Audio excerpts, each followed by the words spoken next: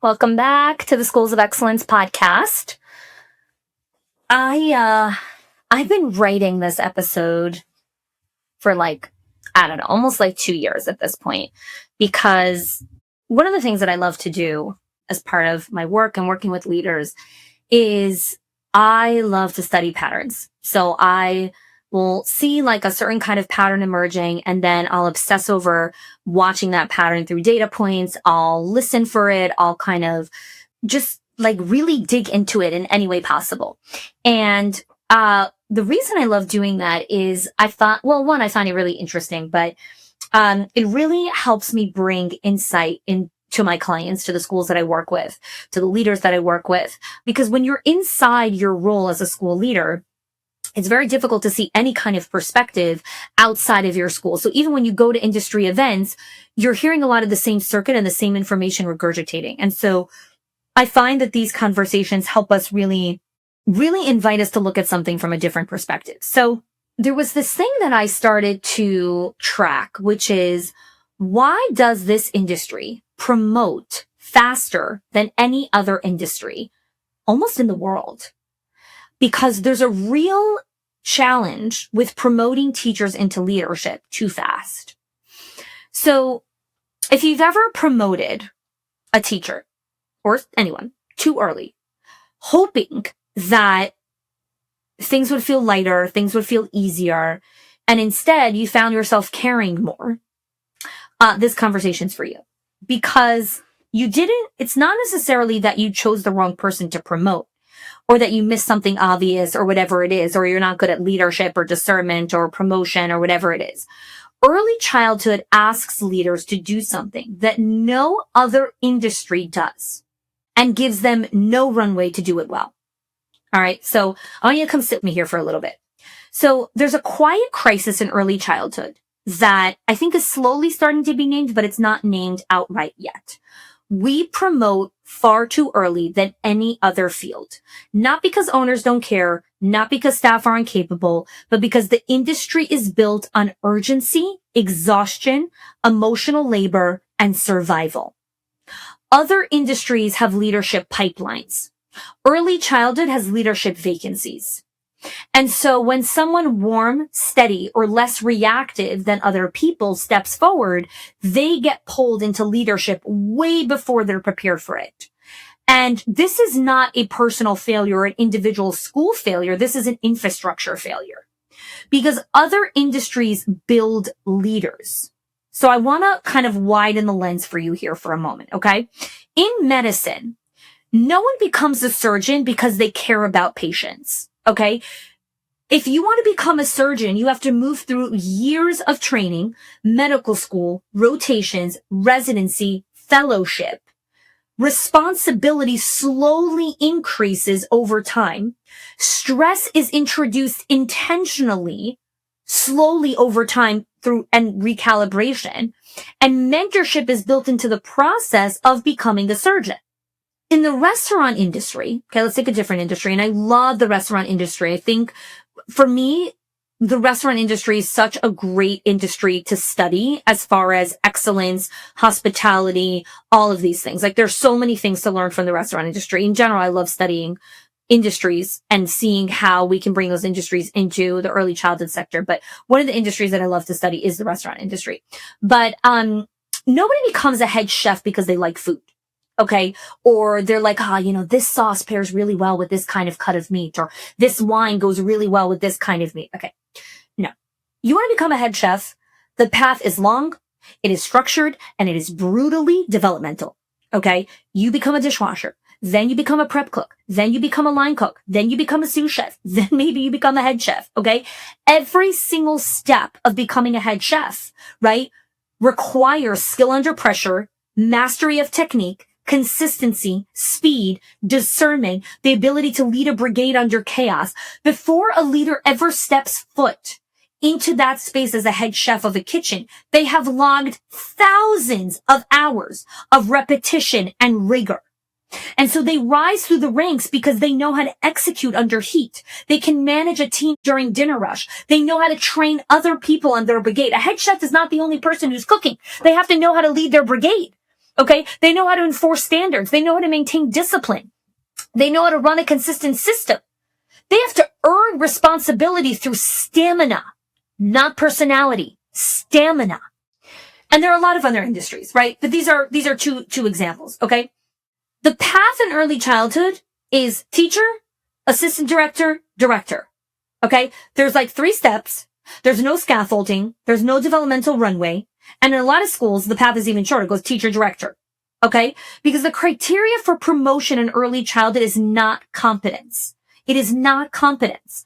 The criteria for promotion in early childhood is who is the person who gets along with everyone? Who's the person who's really great with kids? Who's the person who never complains? Who's the person who parents love? Who's the person who stays calm? Who's the person who's been here the longest? So how does early childhood do it? The field runs on exhaustion, not infrastructure. The field only moves by who is the least exhausted that day. So owners are drowning, as they are in a crazy amount of work, okay? And they promote from desperation. And so emotional labor is mistaken for leadership. Being nurturing with kids equates being able to lead adults. No.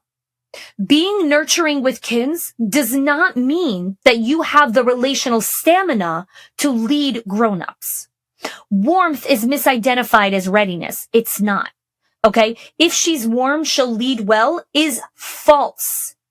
You cannot hug an adult into accountability. You cannot hug an adult into accountability. People become accountable when they meet the edge of their comfort zone, when they hit friction, when there are consequences, when there are standards, when there are rhythms. I talk about all of that in part 3 of my book, This Can't Be Normal. And so owners want relief. And so there's a little bit of this quiet truth of like, okay, if I promote her, she'll fix the drama. She'll stop the chaos. She'll handle the emotions. She'll take things off my plate and run with it. But the person who we promote has not been trained how to set standards, how to hold a consequence, how to lead a difficult conversation without collapsing to people pleasing, how to analyze enrollment data, how to speak in clarity instead of comfort, how to guide teachers on performance, how to actually build rhythms and systems, how to hold boundaries. She is promoted because of her ability to soothe and emotionally regulate the room, not her ability to lead. So what's the consequence of doing this? Well, the title changes, but the emotional labor doesn't. So this is why leaders have these elaborate org charts with owners, directors, regionals, curriculum specialists, enrollment specialists, this kind of thing. You have like top heavy leadership. But if I put your org chart under a heat map, all of the blinking light of pressure sits under you. Because we have built an entire field on warmth and love, but we have not built the relational stamina to match it. And that is a crisis. We hand out titles without building capacity. We reward emotional availability without cultivating emotional endurance and relational stamina. Adults do not grow through discomfort. Adults grow through stamina, and stamina is built slowly with rhythm, standards, clarity, and consequence. That is the work that our field has never done, and it is the work that we must do now. We must do this work, because if we constantly mistake an emotional labor for leadership, that being nurturing with children means that you're going to be able to hold adults accountable when those are completely different muscles, when we continue to mistake warmth for readiness, warmth will open the door. It doesn't build stamina, right? And underneath this thing, there is such a longing for relief of like, this person's going to calm everything down. This person will handle all of the issues. And so you just are passing the emotional labor to the next person. And we want relief and we need to be able to promote people, but we need to cultivate the relational stamina that it takes to build that. And one of the most important components of relational stamina when you're promoting a leader is discernment. That's why discernment is one of the anchors that I write about in my book, This Can't Be Normal. And discernment, one of the ways discernment is built, obviously it's built through rhythm. And one of the rhythms to build discernment is mentorship. because mentorship is one of the only places where there's a consistent witness to your evolution and to your growth or to your ability to stay stuck and stunted. And so when you are developing a leader and wanting to promote them into the next level of leadership, they need mentorship and coaches who are going to guide them and show them their growth and celebrate their wins and show them their blind spots. Mentorship, and this is something that I talk about consistently in my Leadership HQ program, where we work with owners and directors and their entire leadership teams. One of the things that I ask in interviews when I interview people is not just how do you handle stress. I want to know how you celebrate wins, because a person who doesn't celebrate wins is going to be just as dysregulated as someone who's dysregulated under stress. If you never know how to pause and celebrate, that means you're constantly shifting goalposts, which means you're going to get burnt out.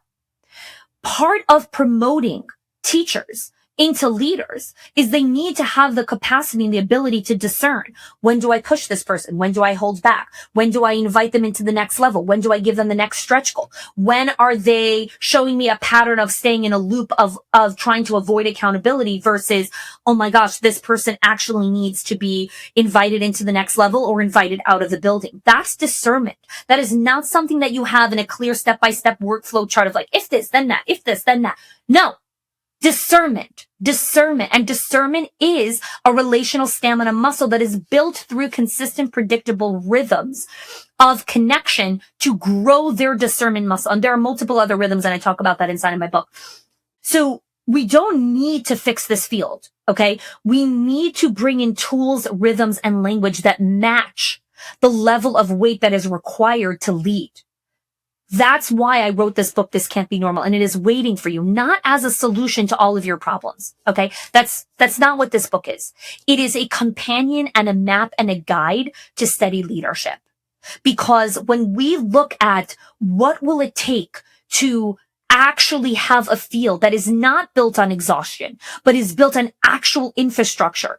Infrastructure means that no one person is the shock absorber of the stress. Infrastructure means there are standards, there are protocols, there are rhythms, there are guardrails, there are escalations. All of those things are things that I talk about inside of my book, This Can't Be Normal. Click the link in the show notes. You can get a copy. You can get a copy wherever books are sold. I hope that today's conversation has, more than anything, just invited a disruption of thinking. If you were thinking of promoting someone, pausing for a second and say, what is a skill gap that they need? Inside of my Leadership HQ, we also have a diagnostic for leaders to assess their 4 leadership core competency areas. And it's not just a diagnostic of like, oh, let me see if they're ready or whatever it is. It's a consistent, predictable rhythm that I invite owners to consistently return to. And it's something that I teach inside of HQ because, again, one person at this level of leadership in this season might be doing amazing, but one of the leaders that we're coaching right now, she's having her first baby. So guess what? In her 3rd trimester, she's acting very differently than she did in her 1st trimester, or how she acted 3 years ago when she wasn't married or pregnant, right? So this is why rhythms of return are a critical part of developing leadership. And we want to break this generational cycle of having this field built on urgency, exhaustion, and survival. We need infrastructure. Thanks so much for joining me. Hey there. If you're the one who notices problems before anyone else does, this is for you. You're the one who sees things first. The tension in the room, the teacher sleeping who just might quit. You're already tracking the consequences. Who will be upset? Who will push back? So even on days that look fine or feel calm, your body doesn't fully stand down. You go to sleep tired and you wake up already bracing. Not because today is chaotic or any day is chaotic, but because something could go wrong. And you know you'll be the one that's holding it. It's the responsibility that can sometimes feel crushing. You stay alert, reliable, and steady because you've seen what happens when things aren't held. When communications slip, when standards soften, when everyone assumes someone else will step in. And because you're so good at holding it, more of it finds its way to you, quietly, gradually, until no one sees how heavy it's become. This is not burnout, and this is not a discipline problem. It's what I call the invisible weight of leadership. If you see yourself in this, or even if your breath changed just a little bit, that's enough. And if you want to keep going and learn more, the opening chapter of my book, This Can't Be Normal, What to Do When Success Starts to Feel Like Survival. My book continues this conversation. You can go ahead and download chapter 1 for free and continue this dialogue. If you are loving the Schools of Excellence podcast and have gotten any value out of it for your school, I would love if you can do 2 things for me. 1, subscribe to the show so you never miss an episode. And 2, can you please leave us a review? Reviews help other school leaders know that this is the place to learn how to build a school of excellence. And I would be so grateful if you can do that for us. Your help and support makes this show to be able to be listened by the thousands of other school leaders all around the world. Thanks so much for listening, for giving us your time and attention each and every week, and I appreciate that you have joined us.